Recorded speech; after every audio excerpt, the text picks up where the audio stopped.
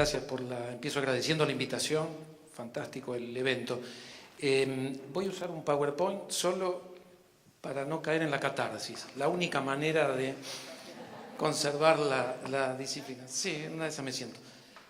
Miren, yo quiero hacer un ejercicio, plantear la pregunta de si es posible, es una pregunta retórica, digo, pero que nos va a permitir desarrollar un par de ideas. Es decir, ¿es posible el cambio estructural o la transformación estructural, las políticas, impulsar políticas industriales, políticas tecnológicas, sin pensar desde el punto de vista geopolítico o sin incorporar la geopolítica, las relaciones de fuerza a nivel global? Obviamente la respuesta ya la tenemos, me gustaría razonar sobre este asunto. Muchas de las cosas que decía Fernanda me hacían pensar cómo se enseña economía, la mirada clásica, neoclásica. Tenemos un gobierno que no habla de geopolítica, no tiene incluida la variable geopolítica, etcétera, etcétera. Sabemos que nosotros lo primero que tenemos que recuperar es entender las relaciones de fuerza donde se encuentra hoy nuestro país. Entonces déjenme, perdón, esto es lo que uno no tiene que hacer en un PowerPoint, llenarlo de texto, es solo para guiarme yo.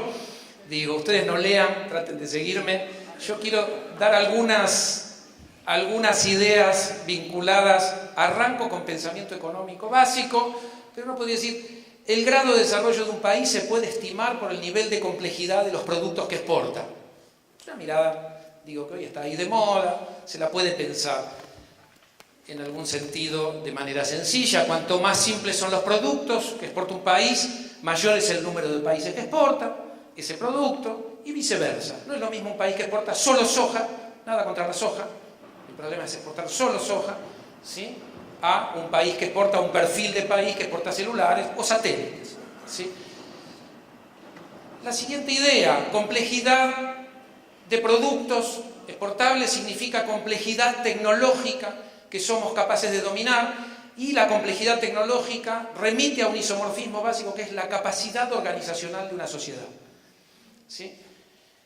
Cuanto mayor complejidad tecnológica, dicho por la inversa, cuanto mayor capacidad organizacional.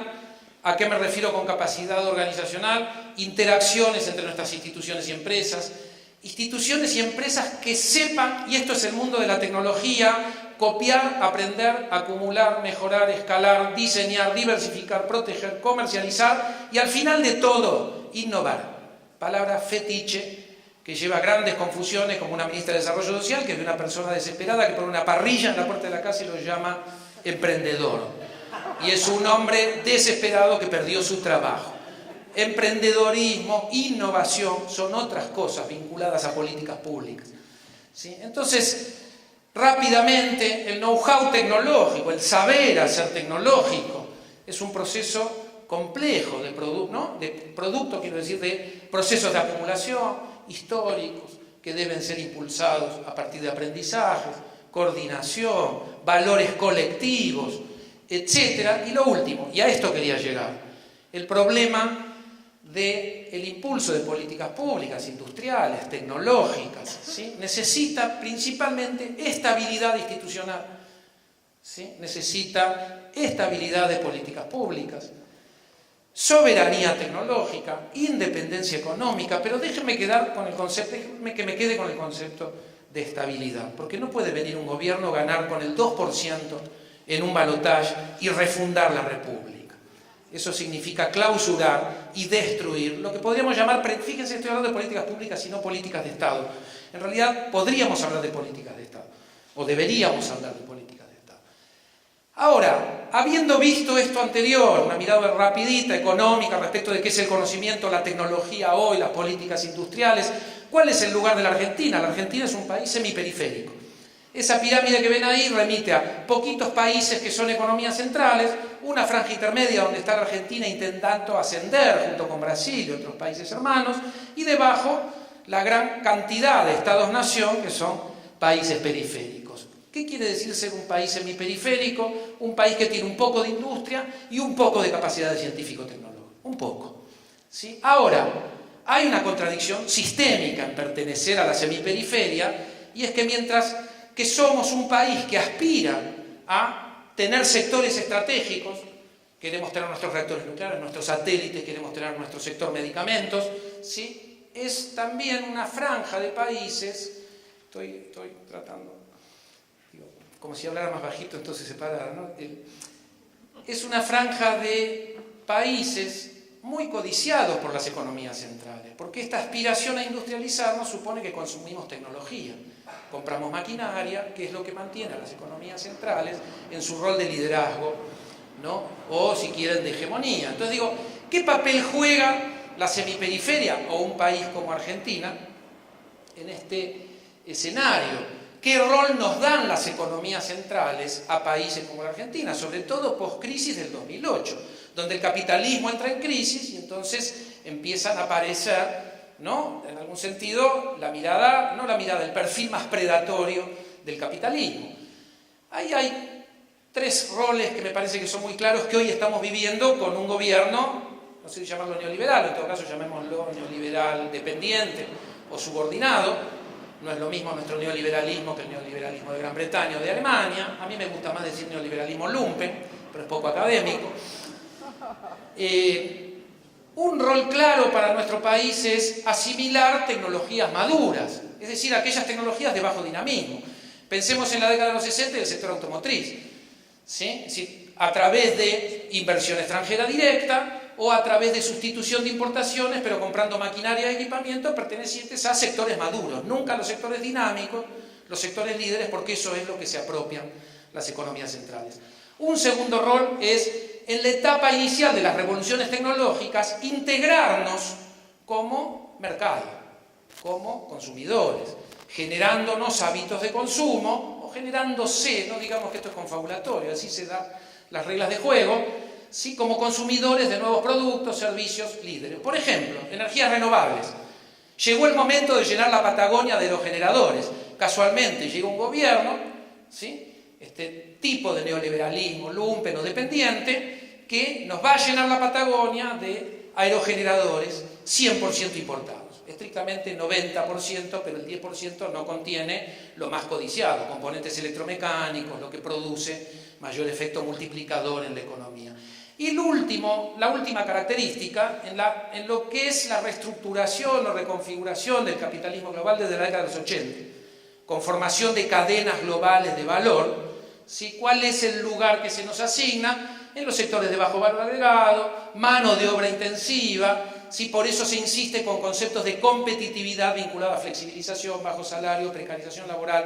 Nunca a la gente que nos gobierna se les va a ocurrir pensar la responsabilidad de nuestros empresarios en, por ejemplo, pensar la competitividad incorporando conocimiento, incorporando tecnologías, ¿no?, que sería el rol que deberían tomar los grandes empresarios, ¿sí?, en la Argentina. Si pensamos en un proyecto de país vinculado, entre comillas, a la sociedad del conocimiento, para decirlo rápido. Entonces, ahí tenemos un último punto, que lo digo rapidito, pero que es muy problemático, y que es que nosotros solemos impulsar, incluso 2003-2015 hay un aprendizaje muy interesante. Impulsamos agendas de tecnología, perdón, no de tecnología, de conocimiento de frontera. Por ejemplo, nanotecnología. ¿Cuál es el resultado después de 15 años de financiamiento del estado de la nanotecnología? Que tenemos muy buenos científicos que escriben muy buenos papers, pero la nanotecnología no logra hacer contacto con nuestra matriz productiva.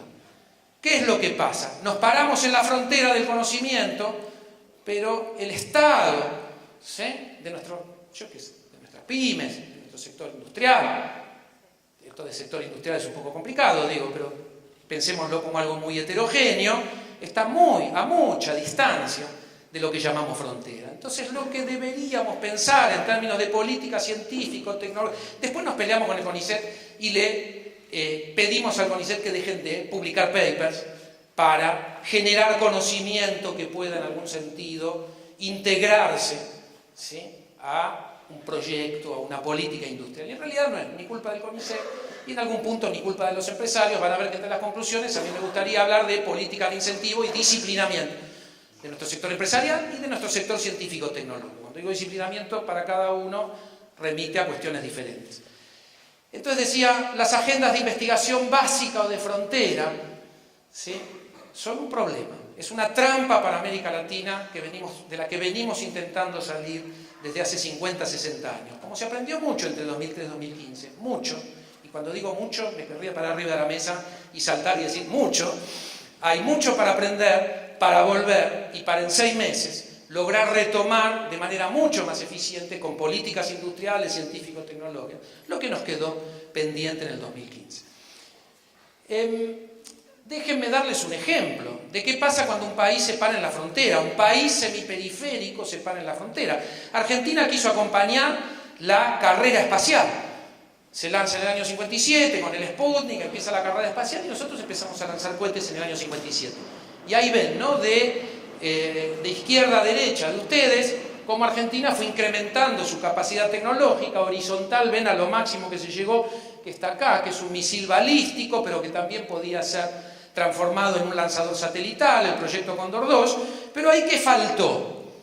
Porque esto lo perdimos. 30 años de desarrollo en tecnología espacial se perdió, porque vino un gobierno neoliberal que aplicó una política exterior de alineamiento incondicional con los Estados Unidos, y entonces volvemos a tirar cañitas voladoras al cielo, con todo respeto del proyecto Tronador. ¿Sí? Digo cañita voladora en sentido figurado porque hoy estamos en el medio del camino, estamos donde dice VEX 2, volvimos a arrancar. Hoy tendríamos que tener nuestro lanzador satelital. Pongo este ejemplo, podríamos hablar de vacunas, de transporte, ¿no?, de muchos otros sectores. Pongo esto porque tiene algo de simbólico, vinculado al cielo.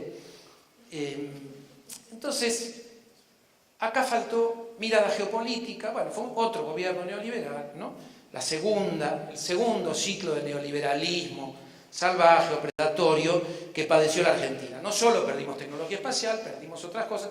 Hoy Argentina está volvemos a tener nuestra tecnología en cohetes, pagamos 70 millones de dólares cada vez que queremos poner en órbita un satélite, pero estamos volviendo a recuperar en algún sentido algo que ya podríamos tener. ¿Cómo conceptualizan esto algunos economistas que no pueden ser acusados de kirchneristas? Hyun Chang, un economista coreano, habla heterodoxo, habla de patear la escalera, dice los países en desarrollo aprenden y 7 dice el micro, no, me apuro. Patear la escalera significa los países hoy desarrollados aprenden a desarrollar, siempre patean la escalera.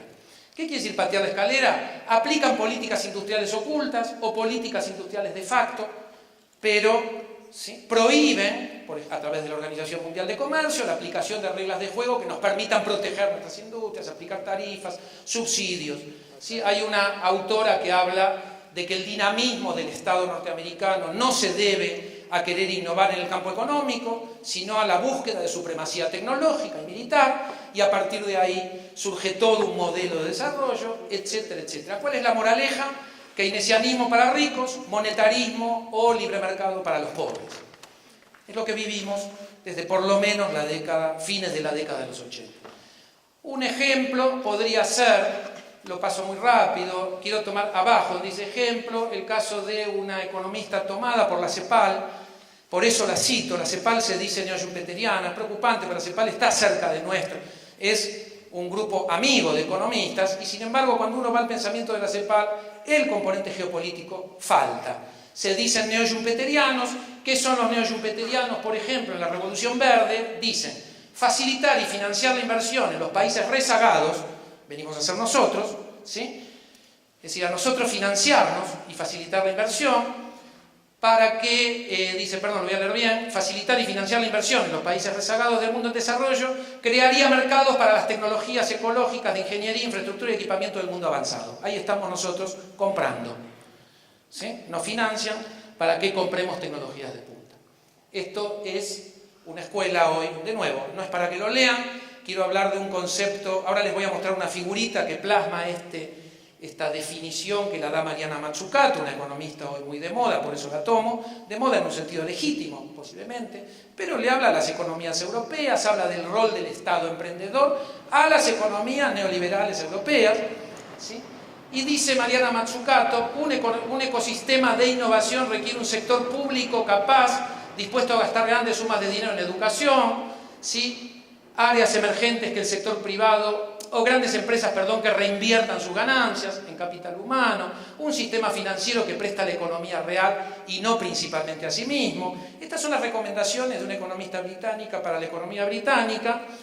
A esto quiero llegar, perdonen que esté en inglés, lo tomo una figurita, no hace falta leer inglés, simplemente les quiero mostrar la complejidad con la que se piensan hoy las políticas industriales, tecnológicas y científicas. ¿Sí? En los países centrales, hoy una política industrial acompañada de cambio tecnológico supone todos esos componentes. Cuando uno mira el detalle, ¿no? Dice, bueno, muchas de esas cosas no las tenemos nosotros en América Latina, nos están faltando. Ahí tenemos una idea del desafío que nos está, en algún sentido, esperando en el 2019. ¿Sí? Lograr capacidades de coordinación, de organización, un Estado inteligente, con capacidades para implementar este tipo de, ¿cómo decirlo?, de configuración de políticas públicas que sean capaces de impulsar una economía como la nuestra. Muy rápido, se puede pensar, yo no vengo a vender el concepto de ecosistema, ya nos vendieron muchas cosas, ¿no? En los 90 nos vendían los sistemas nacionales de innovación, donde no había ni sistemas ni innovación. Digo, ahora nos hablan de ecosistemas. El concepto de ecosistemas puede ser interesante porque remite justamente a la idea de complejidad necesaria para que una economía funcione. Ahora yo quiero hacer la pregunta, y con esto ya voy cerrando, ¿se puede pensar ecosistemas locales? Cuando digo locales pienso en Argentina o en nuestros países, los países de nuestra región. En realidad, ¿cómo lo podríamos empezar a pensar? Primero, no ecosistemas de innovación, ¿no? Es decir, hay escasa innovación en América Latina, no sabemos cómo generar procesos constantes, crecientes de innovación, ¿sí? Lo que tenemos que pensar es en lo primero, y esto sí también puede ser una moraleja 2003-2015, ¿sí? Generar capacidades de gestión tecnológica y capacidades de diagnóstico y prospectiva. Eso se llama ciencias sociales orientadas. Políticas industriales, tecnológicas, científicas orientadas a procesos de aprendizaje y escalamiento tecnológico. Acá está la frontera y acá estamos nosotros. Antes de pensar en innovar, tenemos que llegar hasta acá. Y podemos llegar hasta acá arriba produciendo valor, ¿sí? Empezando a generar con políticas inteligentes de comercio exterior, con pensamiento geopolítico, de geopolítica del conocimiento. Entonces digo, abajo saco como una síntesis. No hay desarrollo tecnológico, sin estabilidad institucional, perdonen, no me estoy repitiendo adrede, porque me parece que son los conceptos centrales, sin desarrollo de capacidades organizacionales, y quiero mostrarles cómo esto remite a cuestiones de soberanía tecnológica para terminar.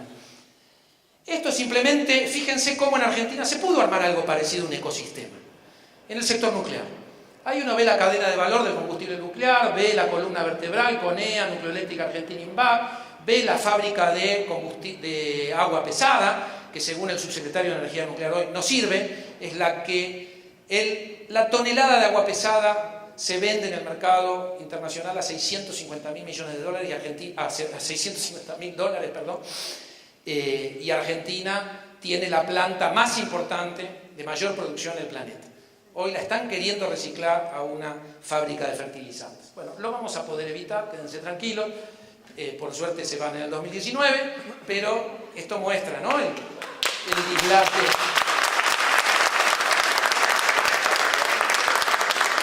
Hay que trabajar, no nos durmamos, ¿no?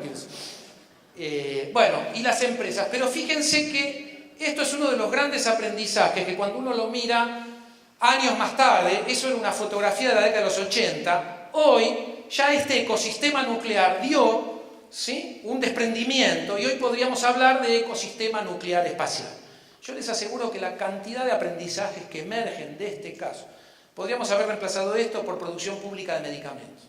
Una política que se inicia en Argentina en el año 2002, pero que claramente Néstor Kirchner le da un impulso enorme, y llegamos al 2015 con algo semejante en términos de 39 laboratorios públicos, una agencia nacional de producción pública de medicamentos y negociando con el sector privado cuál tiene que ser el rol del Estado en la producción de medicamentos. Con lo cual, digo, acá tenemos el ejemplo, en esta figura, de que en América Latina somos capaces de generar ecosistemas. Por ahora, digamos que innovación, pongámoslo chiquito, en grande, ¿sí?, ecosistemas de aprendizaje, escalamiento, que acompañen políticas industriales etc. En esto el kirchnerismo fue muy virtuoso, a pesar de que podríamos señalar infinitas debilidades, y sin embargo lo que se logró en el 2013 era impensable, lo que se logró al 2015, en el 2013 era inimaginable. Lo último que comento, entonces, algunas reflexiones de lo que dije y termino, es el papel del Estado en la estabilidad de las instituciones y en la continuidad de las políticas, en la conformación de ecosistemas de aprendizaje, escalamiento, desarrollo y al final, como punto de llegada, de innovación. Podemos llegar a innovar. Argentina innova en algunos pequeños segmentos en donde sí se logró. Macri puede ir a vender un reactor de investigación a Holanda porque hubo 30 o 40 años de políticas públicas. Pero además se tomó en algún momento la decisión de fabricar un primer reactor de investigación en la Argentina que salió carísimo. ¿Qué hubiera hecho el macrismo? Lo hubiera comprado. ¿Sí? Para ellos es muy caro fabricar satélites, es mejor comprarlos, ¿no? Entonces el Macri dentro de 10, 15 años no va a poder, ¿sí?, hipotético digo, vender satélites, porque la trayectoria ARSAT-1, ARSAT-2 viene en algún sentido en el mismo sendero que los reactores nucleares de investigación. Es una trayectoria de la cual se puede aprender mucho y muy exitosa por donde se la mire. Entonces, metas tecnológicas ambiciosas, como fue ARSAT, como fue la producción pública de medicamentos, como fue el relanzamiento del plan nuclear, como fue la recuperación de fabricaciones militares y vagones de ferrocarril, etcétera, etcétera, etcétera. Metas tecnológicas ambiciosas, no en cualquier lugar, sino en los sectores estratégicos, ¿sí?, que definan un proyecto de país en democracia, es decir, que una democracia defina, ¿sí?, qué tiene que ser un sector estratégico. Esto lo veníamos haciendo hasta el 2015. Digo, las metas tecnológicas ambiciosas estabilizan las instituciones. Esta es una lección de las trayectorias latinoamericanas. Las capacidades de incentivo y disciplinamiento del Estado para promover, ¿sí?, conductas, culturas empresariales, ¿no? La cultura empresarial de una empresa como INVAP no es la cultura empresarial de Techin, ¿sí?, por ejemplo, para decirlo en blanco y negro. Uno diría, bueno, INVAP es una empresa del Estado, pero si miran quién recibió más apoyo del Estado, yo les aseguro que Techin gana de lejos, ¿sí? Y en algún sentido INVAP hoy demuestra un sendero de cultura empresarial, que es lo que podría citar otras, además de INVAP, pero me parece que INVAP la conocemos más o menos todo. Disciplinar a la comunidad científica es más complejo, ¿sí? Es una palabra complicada, hay que tomarla con pinza, pero es una decisión que se debería tomar. Esto en América Latina es un problema. Es decir, en América Latina se confunde libertad de investigación con investigamos lo que se nos da la gana, pero con plata del Estado. Obviamente que estoy hablando de un sector, hay sectores muy virtuosos en la ciencia y la tecnología en Argentina, ¿no? Estoy hablando, en una de esas, yo me dedico a la historia de la ciencia, esto está muy estudiado, y tenemos, ¿cómo decirlo?, núcleos elitistas dentro de nuestra comunidad científica que hacen lo que creen que es mejor para el país, pero que en algún sentido necesitan reorientarse. Por lo menos es una moraleja que podríamos sacar del periodo 2003-2015. Ya cierro entonces una política exterior que acompañe a los sectores estratégicos, tener posiciones orbitales argentinas con satélites argentinos ubicados en las posiciones orbitales, le da trabajo a las empresas argentinas para prestación de servicios en telecomunicaciones, para soberanía, digo, educacional, en el sentido de equidad educacional, le da equidad a las economías regionales que pueden acceder a información, a internet, a transmisión de datos con satélites nacionales, etcétera, etcétera. Y lo último, formación de economistas y diplomáticos en política y gestión de la tecnología y en geopolítica del conocimiento. Para otro día dejamos el problema de la alternancia democrática, porque este gobierno que hoy nos gobierna no significa alternancia democrática. Gana con 2 puntos, ¿sí?, y viene a refundar la República, y eso significa clausurar políticas públicas que fueron no kirchneristas, fueron consensuadas en democracia y están avaladas por leyes que fueron aprobadas por nuestro Parlamento. Ah, pero el kirchnerismo tenía mayoría. Bueno, sí, eso se llama democracia. Sí, gracias.